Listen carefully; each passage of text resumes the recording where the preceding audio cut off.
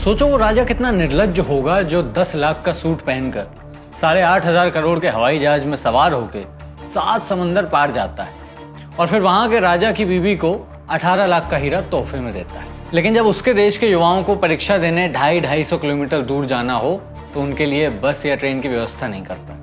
राजा खुद तो आलीशान महल में रहता है, लेकिन वहां के युवा रेलवे स्टेशनों के बाहर रात बिताने को मजबूर है। राजा साहब को गद्दी पर बैठे 24 साल से ज्यादा हो चुके हैं। शौकीन इतने हैं कि नहाने का नाटक करने के लिए फिल्टर वाले पानी से नकली नदी बनवा लेते हैं। लेकिन राजा साहब के खुद के प्रदेश में आज भी जानवर और इंसान एक ही गड्ढे से गंदा पानी पीने को मजबूर है। राजा साहब खुद को महिलाओं का बड़ा हिमायती दिखाते हैं और जो उनको पता लग जाए कि उनके दल के किसी व्यक्ति ने किसी महिला पर अत्याचार किया है वो उसे तुरंत बचा भी लेते हैं। राजा साहब परीक्षा पर भी बड़ी चर्चा करते हैं, लेकिन पेपर लीक करवाने वालों को भी साथ में पाल कर रखते हैं। क्या है कि धंधा नहीं रुकना चाहिए। अब जो धंधा है वो चाहे पेपर लीक का हो चाहे ड्रग्स का। वैसे देश में सबसे ज्यादा ड्रग्स राजा साहब के मित्र के अड्डे से ही पकड़ी जाती है। खुद के दल के पदाधिकारियों को भी गांजे से लेकर तमाम तरह के ड्रग्स की सप्लाई में लगा रखा है। कहा जाता है कि राजा साहब जिस दूसरे देश के राजा की बीवी को हीरा तोहफे में देकर आए थे, वहां के जो राजा हैं उनके हाथ इनकी कोई फाइल लग गई है।